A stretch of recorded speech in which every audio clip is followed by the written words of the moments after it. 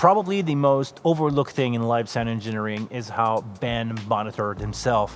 And if you can have musicians that monitor themselves really well, they actually gonna give you better tone to work with or better performance to work with.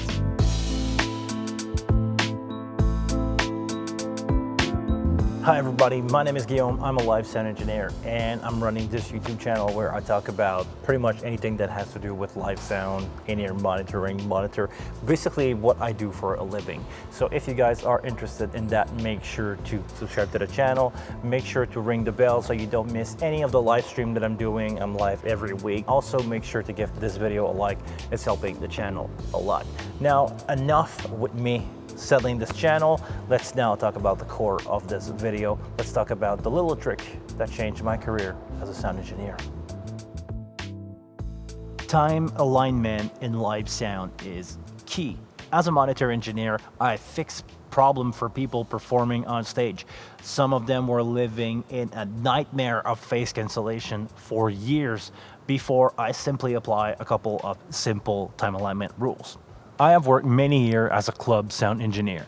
I've done my fair share of bar gigs, and after that I went up the chain a little bit, doing festival and stuff like that, and I've met a couple nice guys that were PA tech, that were system tech, and they gave me a couple of tips and tricks about time alignment.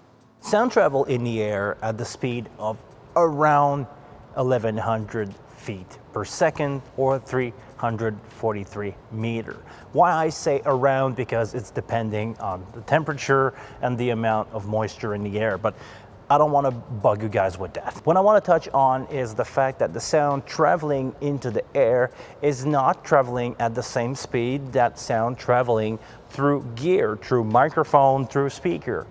The fact that we use tool like microphone, consoles, speaker, we play around with the nature of sound traveling into space. I want you guys to understand how fast is the sound traveling into the air versus how fast the sound is traveling into that speaker. Electricity almost travels at the speed of light, which is way faster than sound. So if I'm really close to this microphone capsule, which I am right now, I'm talking directly into an SM58, the sound is going to leave my vocal cord. It's going to go into the mic, which is, not that far off. It's a couple of inch or a couple of centimeter, and it's going to be picked up by the mic. It's going to be transformed into electricity, and it's going to be amplified by the speaker. The signal is going to travel way faster than the sound in the air.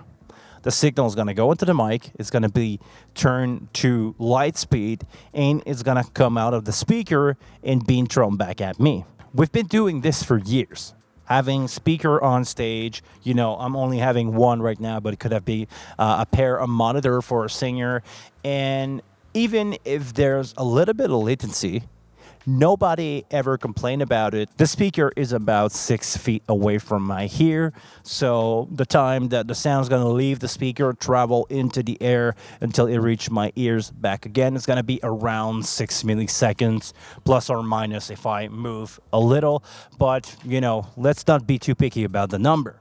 But if you have multiple sources on stage that have about the same volume, that recreate about the same thing, you're going to end up with phase cancellation problem. That short delay creating by having the same source being displayed twice, so having two speakers, let's say from a guitar amp, and also having a monitor with the same source, the guitar amp being thrown back at you. At some point they will meet and they will cancel each other out because they are exactly or really close of being the same signal coming from a guitar amp, coming from a bass amp, or a vocalist. And where I'm going with this is, I don't know if you guys noticed, but right now I'm wearing in-ear monitors. Remember before that I've talked about sound traveling into gear, microphone, consoles, speaker, and mostly in-ear monitor way faster than it travel into the air around you or the space around you. One of the band that I'm working with, the singer absolutely want to have one in-ear on and the other ears is not there, and he's using floor monitor. But basically he's got the same source, which is a in-ear mix, from mostly his vocal. He's also playing acoustic guitar, coming from two different sources. What is happening here? Let's freeze this setup in the air. If I'm standing right here, I have the microphone about 10 centimeter away, maybe 4 or 5 inches away from me. In my in-ear monitor, I'm hearing this microphone being sent out straight at me because there is no space for sound to travel and everything else is electrically transmitted. The sound is converted from sound to electricity into the microphone, sent into the wire, sent into my in-ear, and then sent straight into my ear. There's about 1 centimeter or half an inch of space maybe from my eardrum and the in-ear monitor itself.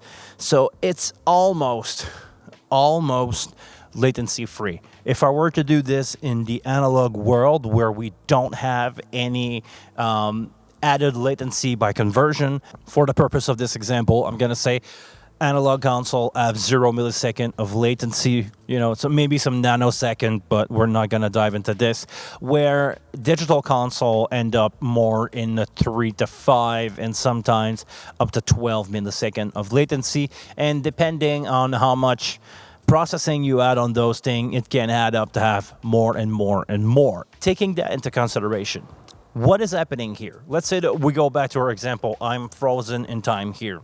The sound is going to leave my voice, my vocal cord, travel about, I'm going to say 6 inches. 6 inches from my vocal cord into the mic, round trip into an analog system. I'm going to go 0 latency here, and leaving the earbud and maybe traveling 1 inch to my eardrum.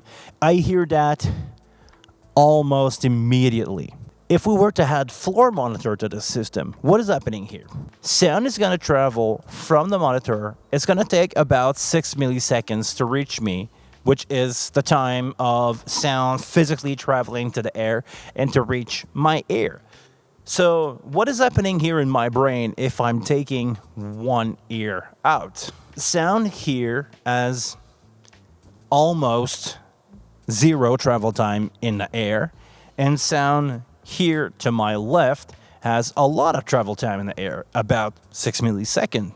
Make sure to listen to this in stereo. The sound on the left right now is arriving at you 6 milliseconds after the sound from the right.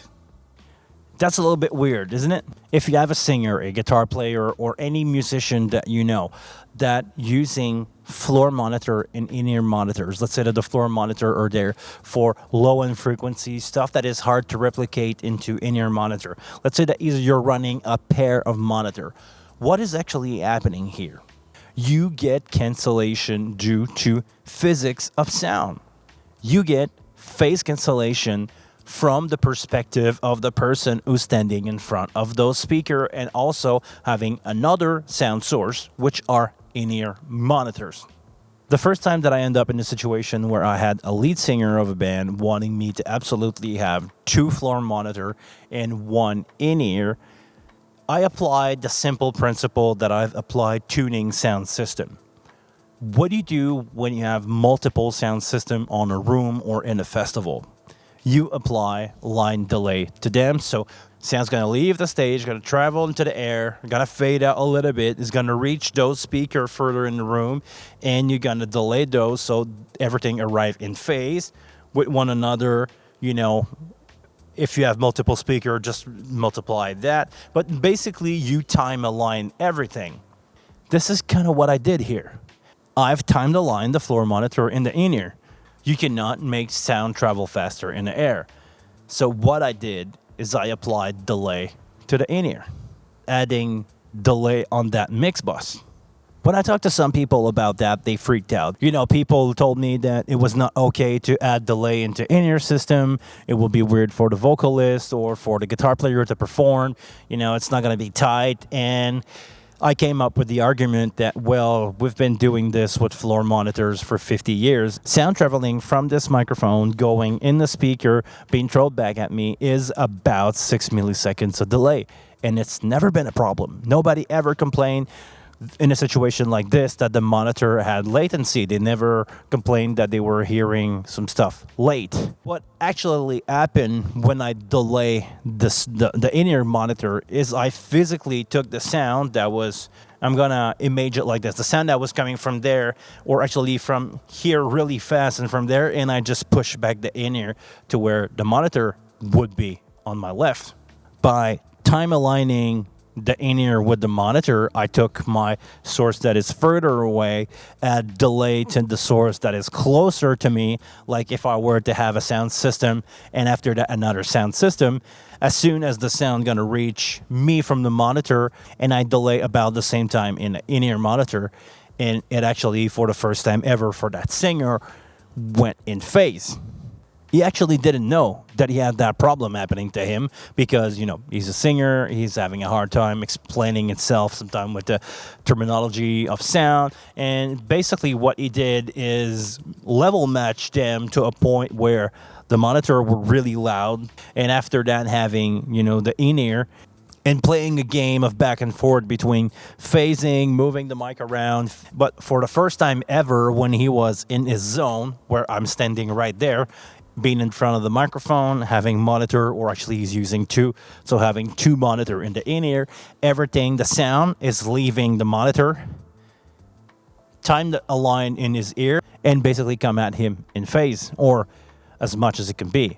So by adding delay into his in-ear, I fixed the problem of him having to crank everything to 11 for him to hear because he was victim of cancellation. And now that there is no more phase cancellation, he can actually hear a really well balanced stereo mix. And I'm using a stereo mix into his ear, even if he's only using one here. It's part of the stereo spectrum, the stereo image that I create for him, having two monitor and one here. He's basically hearing the left of that stereo mix on the left monitor and the right of that stereo mix on the right. And just to be precise about this, I'm using two separate mixes because the left ear is hearing what's happening on the stage. On the left, guitar player over there. And on the right, I'm doing another mix because there is no stage information coming in from that side. It's only what can go through the in-ear. So guitar player that is on the other side doesn't hear. The keyboard that we have on that show is going to be on stage right, so he's not going to hear that, and it doesn't do any sound. So I have to make it happen in the monitor and in the ear. I'm basically recreating the acoustic sound from the left stage and is right here with the in-ear on. So the handshake is finally happening for him after 20-something year of running one in-ear and one floor monitor. And no sound guy ever thought of, the phase cancellation that was happening, because actually, in the defense of those engineers that were there before, you can only hear that if you are standing with one ear in and being in the vocal position with the monitor and the ear in, and you go like, oh, there's some phasing happening. How can I fix that? If you never take the time to go there and be in his shoes for a few minutes, this is not something that you realize. And apparently, I've been the only one in 20 years to do that. So to basically summarize this, because I understood how sound traveling into the air, and I fixed that issue by adding delay into the in-ear mix, into the in-ear bus, I basically got the job because it never sounded good for him before that in the last 20-something years. I hope that you learned something today. I hope that you learned something you'll be able to apply in your daily workflow. And until the next one, I want you guys to please take care of yourself, and I see you all later.